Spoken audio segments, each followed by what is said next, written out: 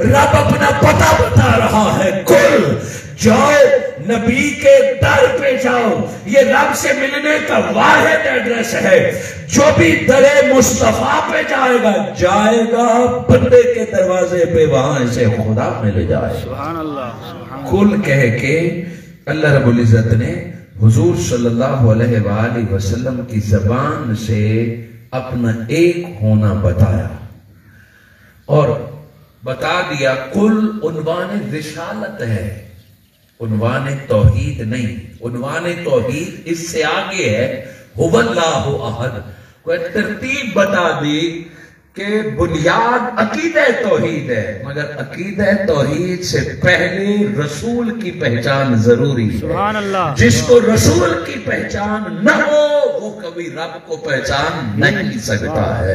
رب ملے گا اسے جسے کل کا در نصیب ہو جائے، جسے مصطفیٰ کا در نصیب ہو جائے۔ قل هو اللہ احد، ترجمہ اس کا ہے کل آپ فرما دیجئے، کیا فرمائیے؟ هو اللہ احد۔ اب پھر ایک لفظ کی طرف توجہ دلاؤں گا، فرما دیجئے کیا؟ وہ اللہ ایک ہے۔ اب پہلے ایک کو سمجھتے ہیں چونکہ اس ایک پر زور زیادہ ہے۔ اللہ ایک ہے، کیا بات اتنی کافی ہے؟ دنیا میں یہ بات سمجھائی جاتی ہے کہ اگر اللہ کو ایک مان لو گے تو مسلمان ہو جاؤ گے، کبھی بھی نہیں۔ کبھی کبھار اللہ کو ایک ماننے والا خود سب سے بڑا مشرک ہوتا ہے۔ آپ کہیں گے اللہ کو ایک ماننے والا مشرک کیسے ہوتا ہے؟ یہاں لفظ استعمال ہوا ہے احد، اور ہم آج سبق پڑھ رہے ہیں عقیدہ توحید۔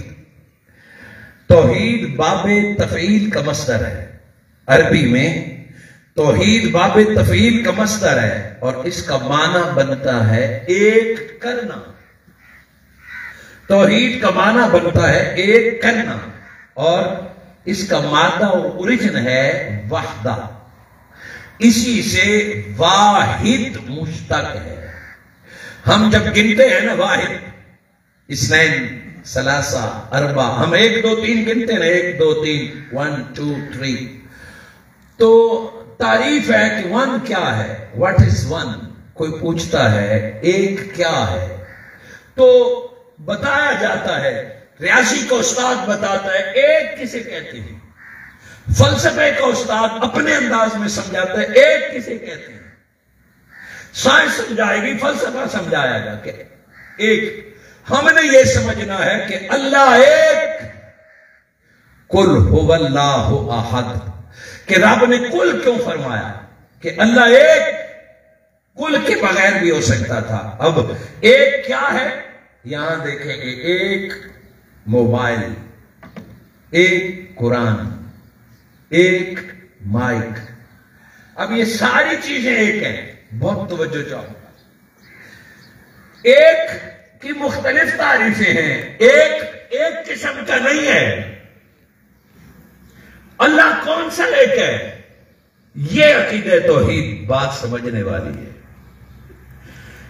ریاضی دان سے، سائنس سے پوچھیں گے کہ ایک کس کو کہتے ہیں، تو ریاضی کا استاد بتائے گا، علم الریاضی بتائیں گے نصف الاثنین، یعنی 2 کو آدھا آدھا کر دو تو 1 بچ جاتا ہے۔ ریاضی کہے گی کہ 2 کو آدھا کر دو تو 1 رہ جاتا ہے، یعنی 1 کی تعریف ہے۔ اور اس کو دوسرے اینگل سے سمجھایا کہ 2 آدھے کو ملا لو تو 1 بن جاتا ہے، یعنی دونوں طرف سے سمجھیں۔ 2 کو آدھا کرو تو 1 رہ جاتا ہے، یا 2 آدھے کو یکجان کر دو تو 1 ہو جاتا ہے، یہ بھی 1 ہے۔ اب اس ایک، یہ ریاضی نے بتایا کہ 1 کیا ہے۔ اب فلسفہ سے پوچھیں، ایک کی 3 قسمیں ہیں، ایک ہے واحد عددی جو ریاضی والا ہے، پھر ایک ہے واحد جنسی، ایک ہے واحد نوعی۔ اب یہاں سے میں بتاؤں شہباز صاحب کے گنے آپ کتنے بندے ہیں، وہ گنیں گے کہ 100 بندے ہیں، 50 عورتیں ہیں۔ اچھا 150 ہو گئے، یہ کون ہے؟ انسان۔ 100 افراد، 100 یا 200، 9 ایک ہی ہے، انسان ہے۔ جنات بھی سن رہے ہوں گے مگر ہمیں نظر نہیں آتے، یہاں انسان ہے۔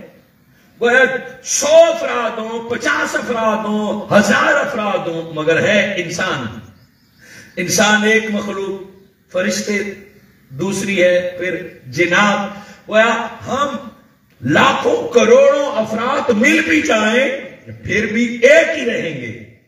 اسی طرح پھر ایک کی بھی تقسیم ہے کہ ایک میں جنس کیا کیا ہے، وہ عورتیں ہیں، آدھے آدھے مرد ہیں۔ وہ میں زیادہ الجھانا نہیں چاہتا مگر سمجھنا ضروری ہے۔ ایک وہ ہے جو آدھا کرو تو تب ایک بنتا ہے، ایک وہ ہے کہ 2 آدھوں کو ملا تب ایک بنتا ہے۔ گویا ایک خود آدھے کا محتاج ہے، آدھا نہ ہو تو ایک نہیں کہلاتا۔ ایک وہ ایک ہے کہ جس میں ہزاروں افراد بیٹھے ہو پھر بھی ایک رہتا ہے۔ آج ہم جہانیہ کے 150 افراد بیٹھے ہیں پھر بھی ایک انسان ہے، اور کل جہانیہ جمع کر دے پھر بھی ایک ہے۔ وہ ایک وہ ہوتا ہے جس میں بہت سارے سمائے ہوتے ہیں، ایک وہ ہوتا ہے جو اپنے ہونے میں آدھے کا محتاج ہے۔ سن اے توحید سے محبت کرنے والے، یہ جتنی تعریفات میں نے مختصراً بیان کی، اگر کوئی رب کو ریاضی والا ایک سمجھتا ہے تو وہ بھی مشرک ہو گیا، چونکہ اللہ اپنے ہونے میں کسی دوسرے کا محتاج نہیں ہے، اللہ اپنے ہونے میں کسی تیسرے کا یا آدھے کا محتاج نہیں ہے۔ اگر فلسفے والا سمجھیں گے، جنس والا سمجھیں گے تو بہت ساری چیزیں مل کے ایک اللہ نہیں بنتی۔ جیسے یہ ایک میز ہے، اس میں لکڑی بھی ہے، اس میں کیل بھی ہے، اس میں پالش بھی ہے، اس میں اور بھی چیزیں ہیں، تب جا کے یہ ایک میز بنا ہے۔ کئی جز ملائیں تو ایک میز بنتا ہے، اینٹ پتھر سریا گارا ملائیں تو ایک مسجد بنتی ہے۔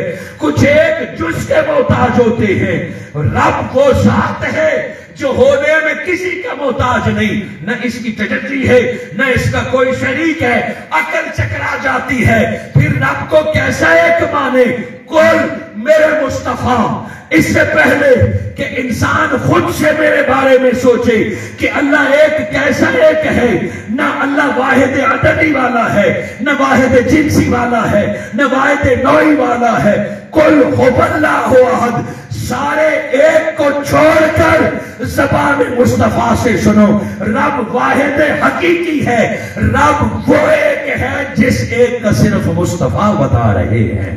وہ عقل سے رب کو ایک نہیں سمجھ سکتے، علم سے رب کو ایک نہیں مانا جا سکتا۔ عقل سے ایک سمجھیں گے تو بھٹک جائیں گے، علم سے رب کو سمجھیں گے تو بھٹک جائیں گے، کتابوں سے رب کو ایک مانیں گے تو بھٹک جائیں گے۔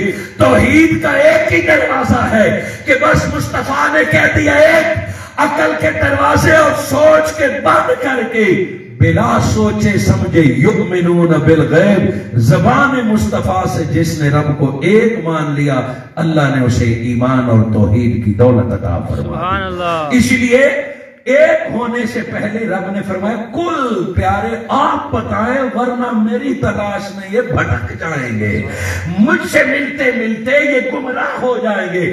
کل کہہ کے رب نے ہادی کا دروازہ دکھایا ہے کہ میری تلاش میں ادھر ادھر نہ نکلو، تم یہاں نکلو، انگلی پکڑ کے مجھ سے ملا دیں گے۔ کل آپ فرما دیں کہ وہ اللہ ایک ہے۔ وقت ہمارے پاس بہت کم ہے اور یہ موضوع بہت بڑا ہے۔ ابھی ہم نے کل کی بات کی، بہت ساری ضروری باتیں کل کی ہیں مگر اس کو مختصر کرتے ہیں۔ وہ کل بتا رہا ہے کہ عقیدہ توحید خود وسیلہ رسالت کا طالب ہے۔ عقیدہ توحید خود وسیلہ رسالت کا طالب ہے۔ آج جب عقیدہ توحید بیان کیا جاتا ہے تو وسائط کا انکار کیا جاتا ہے، وسیلوں کا انکار کیا جاتا ہے۔ عقیدہ توحید خود اللہ کی ذات نہیں، وہ بہت بے نیاز ہے۔ عقیدہ توحید خود وسیلہ رسالت کا طالب ہے. عقیدہ توحید چاہتا یہ ہے کہ میرے ساتھ رسالت کو بیان کیا جائے. عقیدہ توحید بنا رسالت کے پورا نہیں ہو سکتا. یہ کل بتا رہا ہے. آپ کہیں گے یہ منہاج القرآن کا فلسفہ ہے, یہ طاہر القادری کا سبق ہے. نہیں, آپ قرآن پڑھ. عقیدہ توحید خود وسیلہ رسالت کا طالب ہے. وہ ایمان ذاتی علم کی بجائے خبر رسول کا نام ہے. خبر رسول پر انحصار ایمان ہے. ذاتی علم سے کوئی اللہ کو ایک مان بھی لے, مومن تو مومن, وہ مسلمان نہیں ہو سکتا. اب اس کی اگر کوئی قرآنی دلیل چاہیے تو سورہ بقرہ آیت نمبر 133. یعقوب علیہ السلام پر جب وقت وصال آیا, موت کا وقت آیا, قرآن اس منظر کو بیان کرتا ہے. وگرنہ یہ بات پچھلی امتوں کو تھی, مگر رب کو اتنی پسند آئی کہ ہمارے قرآن کا حصہ بنا لیا. اللہ رب العزت نے فرمایا ام کنتم شہداء اذ حضر یعقوب الموت. وہ وقت یاد کرو جب یعقوب علیہ السلام پر موت کا وقت آیا. آپ موجود تھے. وہ وقت یاد کیجئے جب یعقوب علیہ السلام اللہ کے نبی ہیں, ان پر موت کا وقت آیا. تو آخری وقت میں بندہ اولاد سے کیا باتیں کرتا ہے, گھر والوں کو کیا وصیت کرتا ہے. اذ قال لبنیہ, جب یعقوب علیہ السلام نے اپنے بیٹوں سے کہا ما تعبدون من بعدی, کہ میرے بعد یعنی میرے وصال کے بعد میرے بچوں, میرے بیٹوں کس کی عبادت کرو گے. معاذ اللہ, کیا یعقوب علیہ السلام کو اپنے بیٹوں پر شک ہے کہ میرے بعد یہ کس کی عبادت کریں گے؟ اپنی تربیت پر شک ہے یا اپنے بیٹوں پر شک ہے؟ جو ہے باپ حق رکھتا ہے سوال کا. پوچھا ما تعبدون من بعدی.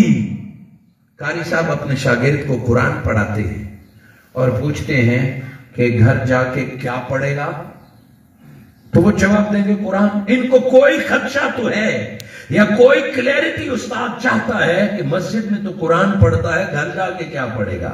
یعقوب علیہ السلام نے اپنے بیٹوں سے پوچھا آخری وقت میں ما تعبدون من بعدی, میرے بعد کس کی عبادت کرو گے؟ جواب بنتا تھا اللہ, جواب بنتا تھا اپنے رب کی. مگر سنو, ایک ایسا پیارا جواب دیا کہ جو رب کو اتنا پسند آیا کہ بات پچھلی امتوں کی تھی مگر درج قرآن میں کر دیا کہ تم اس سے سبق سیکھو. یہ عقیدہ توحید ہے. جب پیغمبر نے اپنی اولاد سے پوچھا ما تعبدون من بعدی, میرے بعد کیا کس کی عبادت کرو گے, بیٹے جانتے تھے کہ بابا کیا سننا چاہتے ہیں, بابا کس سے راضی ہوں گے. فرمایا بابا جان, کالو, سارے بولے نعبدو الہک, یہ نہیں فرمایا کہ اللہ کی عبادت کریں گے, فرمایا نعبدو الہک. بابا آپ کے بیٹے جانتے ہیں کہ آپ کا سینہ کس بات سے ٹھنڈا ہوگا. نعبدو الہک, ہم آپ کے بیٹے ہمیشہ آپ کے اللہ کی عبادت کرتے رہیں گے. اللہ تو ان کا بھی تھا, الہ تو ان کا بھی تھا. صرف کہہ دیتے نعبد اللہ, ہم اللہ کی عبادت کریں گے, یا کہہ دیتے الہنا, ہم اپنے الہ, اپنا آپ درمیان سے نکال دیا. یہی فساد ہے کہ بندہ خود کو شامل رکھے. فرمایا نعبد الہک, بابا آپ کے الہ کی عبادت کریں گے. وہ جانتے تھے کہ اسی بات سے بابا کا سینہ ٹھنڈا ہوگا. اور بات یہاں ختم نہ کی بلکہ فرمایا وَإِلَٰهَ آبَائِكَ, ہم آپ کے بھی بابا یعنی اپنے دادا کے رب کی عبادت کریں گے. بابا آپ کے رب کی عبادت کریں گے, بابا دادا کے رب کی عبادت کریں گے. اور پھر نام لے لیے آبائِكَ ابراہیم و اسماعیل و اسحاق. آج دنیا توحید سمجھاتے ہوئے ڈراتی ہے کہ اگر بندے کا خیال آ گیا تو توحید ٹوٹ جائے گی, تو مشرک ہو جائے گا. اگر بندے کا خیال آ گیا تو تیری توحید باقی نہیں رہے گی. قرآن نبیوں کی زبان سے بتا رہا ہے کہ جتنا رب کے بندے یاد رکھو گے توحید اتنا پختہ اور کبھی ہوتی جاتی ہے. نعبد الہک, گویا توحید کے ساتھ رسالت کا ذکر ناگزیر ہے. رسالت ہی سے توحید ملتی ہے۔ اس کی مثالیں تو اور بھی ہیں، مگر ایک اور بہت پیاری مثال جو انشاءاللہ آپ کو بھولے گی نہیں۔ امام بخاری رحمت اللہ علیہ اپنی کتاب صحیح بخاری کتاب الحج باب خطبہ ایام منی،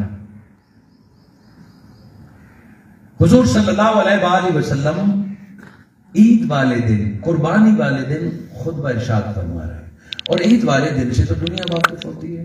آج کون سا دن ہے آپ بتائیں؟ جہانیہ میں کون سا دن ہے آج؟ بولے نا جس کو پتہ ہے۔ سونے کا وقت تو گزر گیا ہے، یہ سونے کا وقت ہے، عادت ہوتی ہے 1-2 دن میں ٹھیک ہو جائے گی۔ آج کون سا دن ہے؟ ہفتہ ہے۔ اور یہ شہر کون سا ہے؟ جہانیہ۔ دیکھیں ہر بندہ بولا ہے، کون سا شہر ہے یہ؟ جہانیہ۔ یہ دن کون سا ہے؟ ہفتہ۔ تو بتائیے کیا صحابہ کرام ہم سے علم میں کم تھے؟ سیدنا حضرت ابو بکر صدیق جو پیکر عشق و وفا ہیں، آپ راوی ہیں، آپ فرماتے ہیں خطب نبی صلی اللہ علیہ وسلم یوم النحر قال اتدرون ای یوم ھذا؟ آقا نے صحابہ سے پوچھا تمہیں پتہ ہے آج کون سا دن ہے؟ جب جہانیہ والوں کو پتہ ہے کہ آج ہفتہ ہے تو صحابہ کو کیوں نہیں پتہ ہوگا؟ میرے آقا نے پوچھا تدرون، تم جانتے ہو آج دن کون سا ہے؟ قلنا، حضرت ابو بکر صدیق فرماتے ہیں ہم سارے، 1-2 نہیں، ہم سارے بول اٹھے۔ اسی طرح آقا نے پوچھا کہ یہ مہینہ کون سا ہے؟ ادھر حج ہو رہا ہے، ادھر بکرے سے بول رہے مہینہ کو پوچھنے۔ روزوں کے مہینے میں آپ سے پوچھوں یہ کون سا مہینہ، آپ کیا جواب دیں گے؟ رمضان۔ جی رمضان کا۔ رمضان، کلیئر سی بات ہے۔ عید حج والا دن ہے، قربانیاں ہو رہی ہیں، حج پڑھا گیا۔ اب بھلا پوچھنے کی ضرورت ہے یہ مہینہ کون سا ہے، یہ دن کون سا ہے، یہ شہر کون سا ہے؟ آقا نے پوچھا یہ دن کون سا ہے، آقا نے پوچھا یہ مہینہ کون سا ہے، آقا نے پوچھا یہ شہر کون سا ہے۔ قلنا، حضرت ابو بکر صدیق فرماتے ہیں کہ کہیں سے بھی آواز نہیں آئی، 2-4 بندے نہیں، لاکھ کا مجمع ہے۔ آقا نے پوچھا یہ دن کون سا ہے، کوئی نہیں بولا ہفتہ ہے۔ فرمایا قلنا اللہ و رسول عالم، جانتے تھے مگر اپنے علم کو دبا دیا، اپنے تجربے کو نہ کیا۔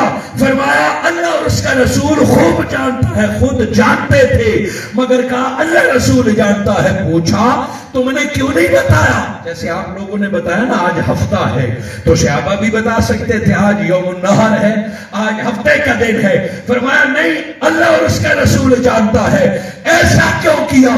صحابہ نے فرمایا وہ عقیدہ ہے کہ جانتے تھے جس شہر میں پیدا ہوئے، آپ نے بچہ بولا نا کہ یہ جہانیہ شہر ہے، تو حضرت ابو بکر بھی وہی پیدا ہوئے، علی بھی وہی پیدا ہوئے، حضرت عثمان غنی و حضرت عمر بھی وہی پیدا ہوئے۔ آقا نے پوچھا یہ شہر کون سا ہے، تو گونج پڑ جانی چاہیے تھی یہ مکہ ہے، مگر شہر پہ بھی کہا اللہ اور اس کا رسول جانتا ہے۔ ایسا کیوں؟ جواب یہ دیا یہ اسی لیے کہ ہم جانتے تو ہیں آج ہفتہ ہے، مگر اپنی عقل کو کہا خاموش، اپنی زبان کو کہا چپ ہے ہفتہ۔ محبوب کو بھی پتا ہے ہفتہ ہے، محبوب کیوں پوچھ رہا ہے کہ آج ہفتہ ہے؟ اے عقل تو چپ کر جا، اگر ہفتے کا دن ہے محبوب نے کہہ دیا یہ جمعہ ہے، عقل کو چھوڑ کے ہفتے کو جمعہ کہنا شروع کر دیں گے۔ محبوب نے پوچھا یہ کون سا شہر ہے، تو ہم جانتے ہیں یہ جہانیہ ہے، یہ میرے باپ دادا کا شہر ہے۔ اے عقل خاموش، اے زبان چپ، یہ ہے جہانیہ۔ لیکن محبوب پوچھ رہا ہے، ہو سکتا ہے محبوب اس کا نام بدلنا چاہے، یہ جہانیہ تھا، یہ جہانیہ ہے، لیکن اگر محبوب نے کہہ دیا نا کہ یہ کراچی ہے تو آج کے بعد اس کو کراچی کہنا شروع کر دیں گے۔ وہ مکہ تھا، مگر صحابہ نے فرمایا اللہ اس کا رسول جانتا ہے۔ وہ یوم النحر تھا، مگر صحابہ نے فرمایا اللہ اس کا رسول جانتا ہے۔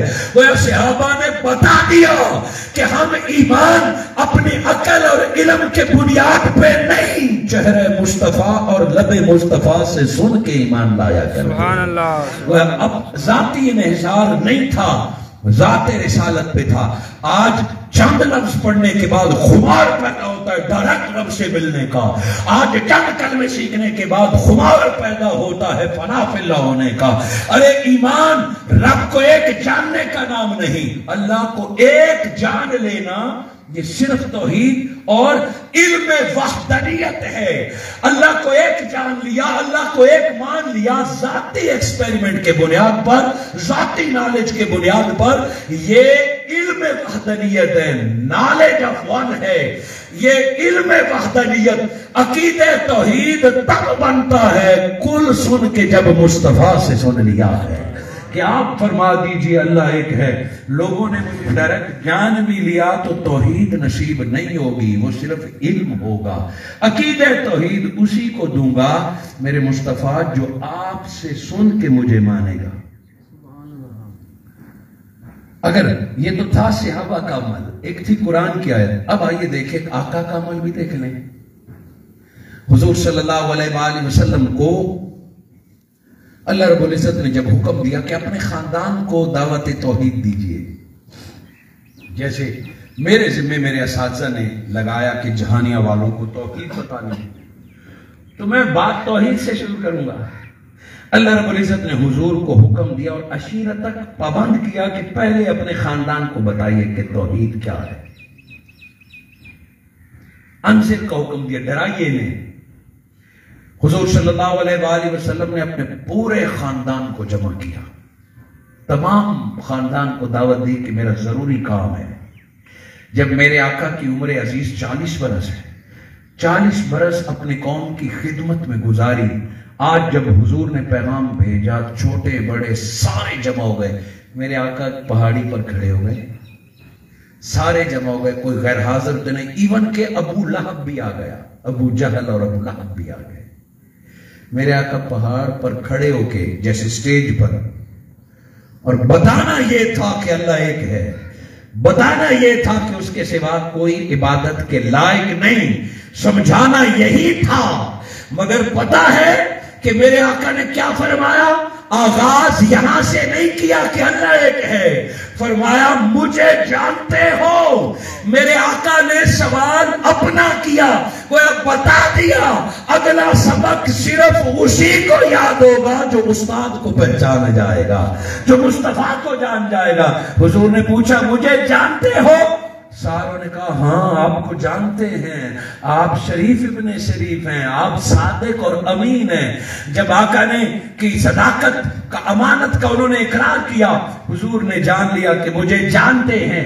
اب میرے آقا نے فرمایا اگر میں محمد کہوں کہ اس پہاڑ کے پیچھے سے تم پہ حملہ ہونے والا ہے تو مان جاؤ گے؟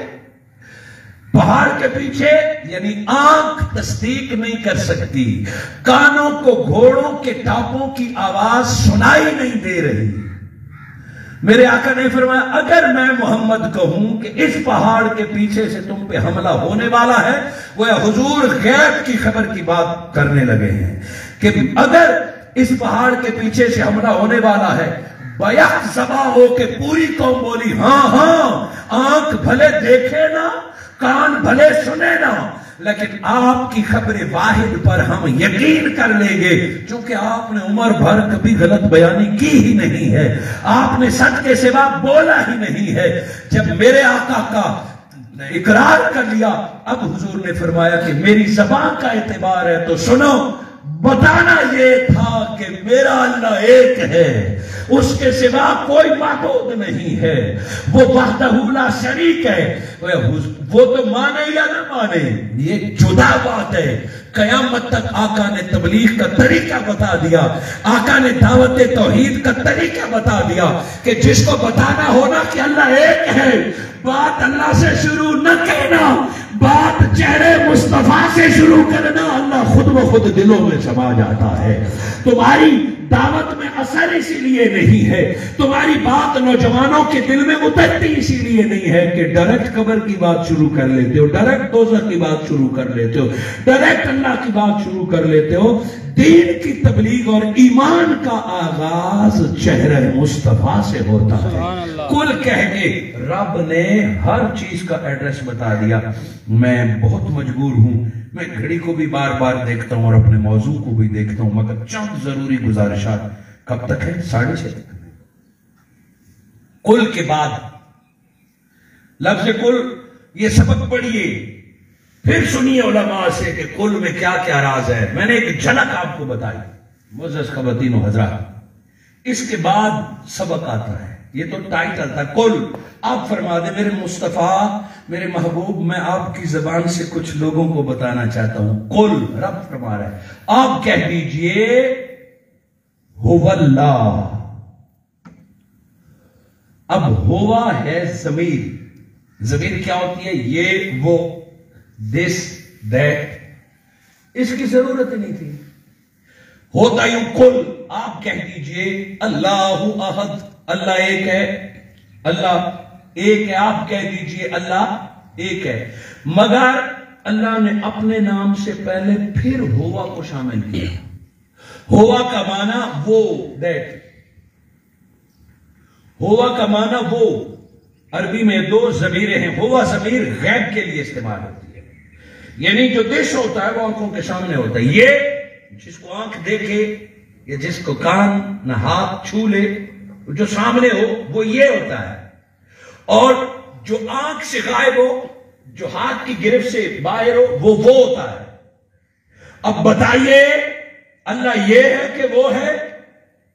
اللہ ہر جگہ موجود ہے. بتائیے کعبہ تو کعبہ، کیا اس مسجد میں اللہ ہے کہ نہیں ہے؟ بولے نا. بے شک ہے. جہانیہ میں اللہ ہے یا نہیں ہے؟ آپ کے گھر میں کیوں ڈر رہے؟ جس کے گھر میں اللہ ہے وہ بولے آپ کے گھر میں اللہ ہے. گلی میں، بازار میں، مسجد میں. بابا گلی مسجد بازار تو دور کی بات. رب نے فرمایا نحنو اقربو، میں اللہ تو تیری شارک سے بھی زیادہ قریب ہوں. جو قریب ہے وہ ہوا کیسے ہوا؟ جو بالکل شارک سے بھی قریب ہے وہ تو یہ ہونا چاہیے. وہ کیسے؟ مگر مالک نے فرمایا کل میرے مصطفیٰ، میرا نام لینے سے پہلے کہنا ہوا. وہ کہہ دیجئے وہ اللہ ایک ہے. وہ نہ ہوتا اللہ ایک کے بات ہوتی، یہ ہوتا ذرا قرب ہوتا کہ محبوب قریب ہے. کل آپ فرما دیجئے یہ اللہ ایک ہے. مگر یہ بھی نہیں کہا، ڈائریکٹ اللہ بھی نہیں فرمایا. فرمایا وہ اللہ ایک ہے. پتہ ہے کیا فرق ہے؟ بہت بڑا راز ہے، بہت بڑا فلسفہ ہے. میں کوشش کرتا ہوں کہ ایک ہی مثال سے آپ کو سمجھا دوں کہ اللہ ایک ہے. اللہ رب العزت نے فرمایا قل ہوا، آپ فرما دے وہ. یہ اور وہ میں کیا فرق ہے؟ بہت توجہ. پچھلے 1 گھنٹے سے میں آپ کو سنا رہا ہوں قرآن، اور آپ برابر مجھے غور سے تکے جا رہے ہیں، سنے جا رہے ہیں مجھے بڑی توجہ سے کہ پتہ نہیں آگے کیا بولیں گے. 1 گھنٹے سے آپ مجھے تک رہے ہیں. اچانک میں کہوں یہ پھول، بس یہ پھول میری کہنے کی دیر ہے. یہ کا نقصان ہوا کہ جب میں نے کہا یہ پھول، یہ کہتے ہی آپ مجھے چھوڑ کے پھول تک نہ شروع کر جائیں گے.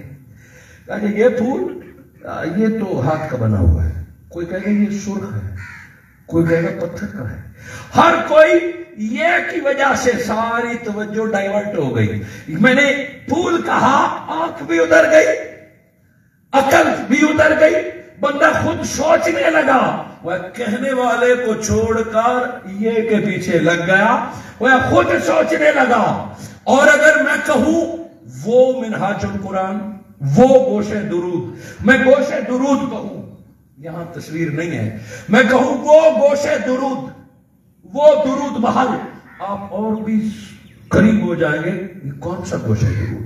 آگے کیا کہنے لگے؟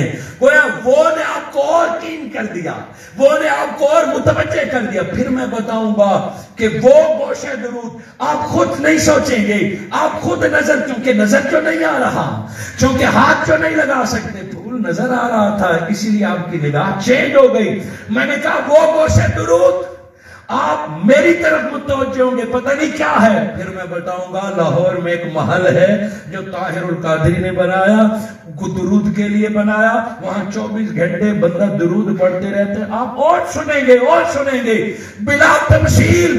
میرے مصطفیٰ ہاضا نہیں کہنا، ہوا کہنا۔ رب چاہتا ہے کہ بات میری بھی ہو تو توجہ تیری طرف رہے۔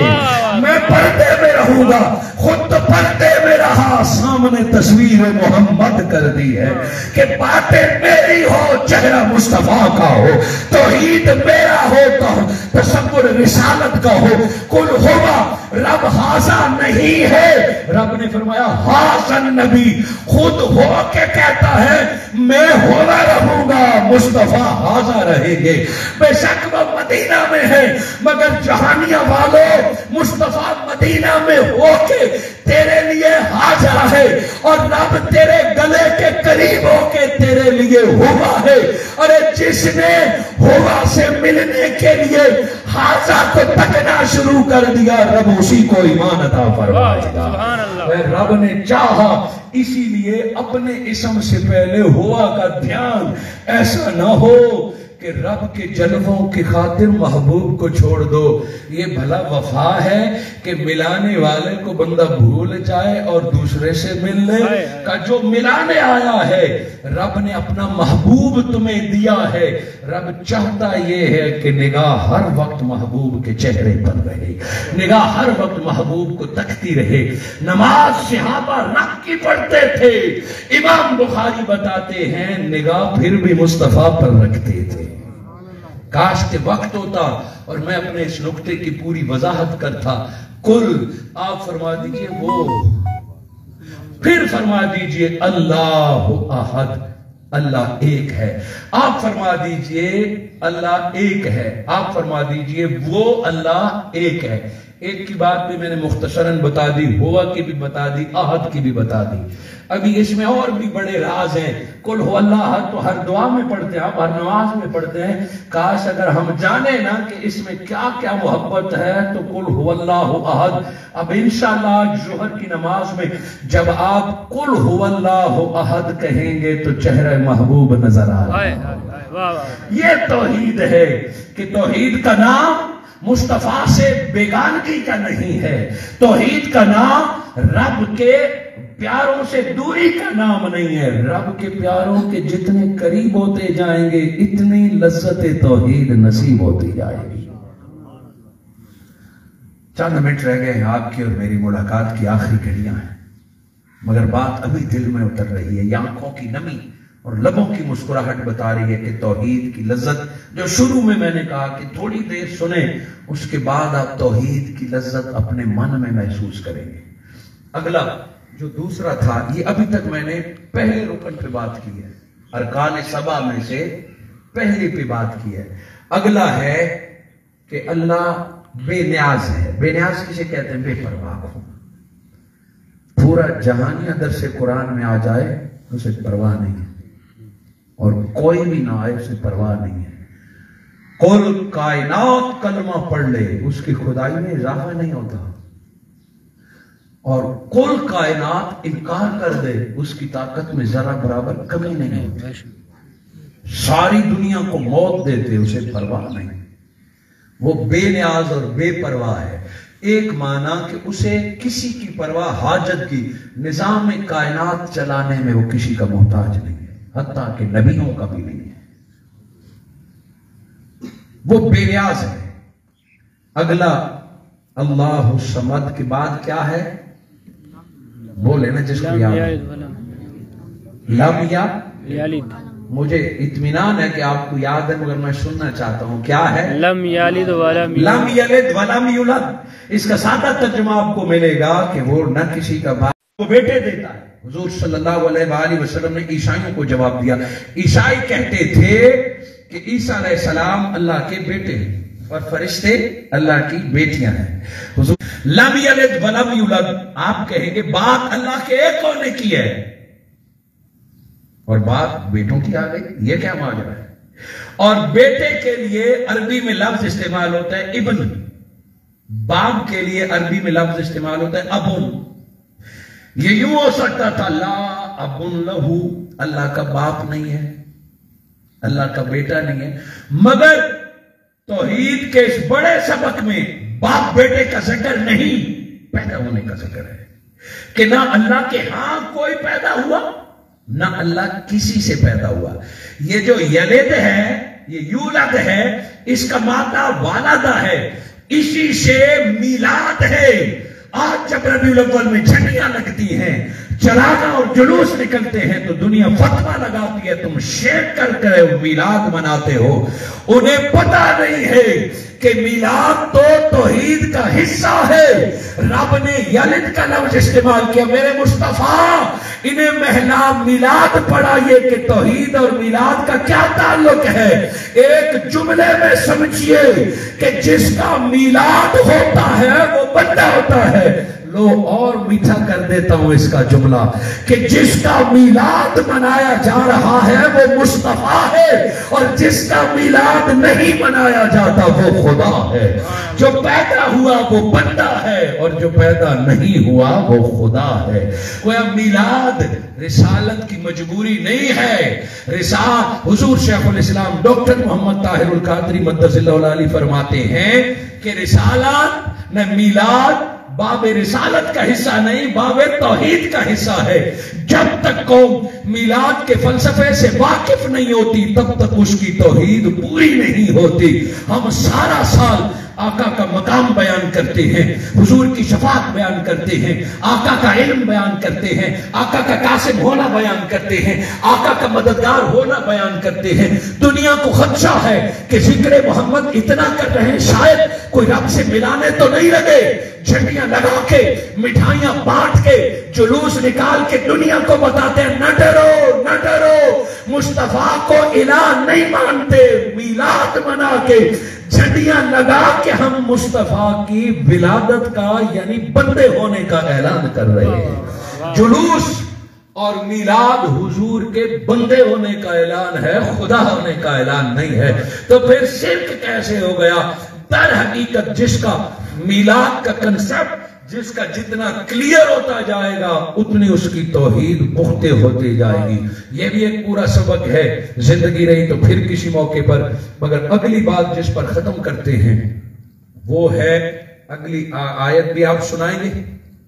لم یلد ولم یولد، آگے بولیں. ولم یکن لہ کفوا احد. ولم یکن لہ کفوا احد. ٹھیک ہے، اس کا ترجمہ یہ ہے کہ کوئی اللہ کے ہم سر نہیں ہے. کوئی اللہ کے ہم سری کہتے ہیں برابری کو، کہ کوئی اللہ کے برابر نہیں ہے. کوئی بھی اللہ کے برابر نہیں ہے. یعنی نہ ہی بات شروع ہوتی ہے جو چاہوں گا، اگر سمجھ گئے تو دل باغ ہو جائے. شرک کیا ہے کہ کسی کو رب کے برابر جانے. حکیم ڈاکٹر سے شفا مانگے کہ اللہ نہیں دیتا آپ دے دیں. پیر سے فقیر سے بیٹا مانگے کہ اللہ نہیں دیتا آپ دے دیں. کعبے اور پتھر کو چومے کہ اللہ معاف نہیں کرتا آپ کر دیں. یہ ہے ہمسری، یہ ہے برابری. بتایا گیا کہ حتیٰ کہ نبی بھی اللہ کے ہمسر نہیں ہے.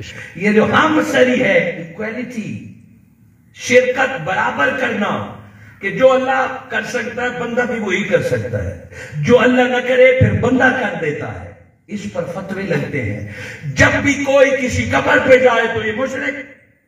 فتوہ لگانے والا کہتا ہے اس نے قبر کو رب کے برابر سمجھا. کوئی کسی کے ہاتھ پاؤں چوم لے تو یہ مشرک.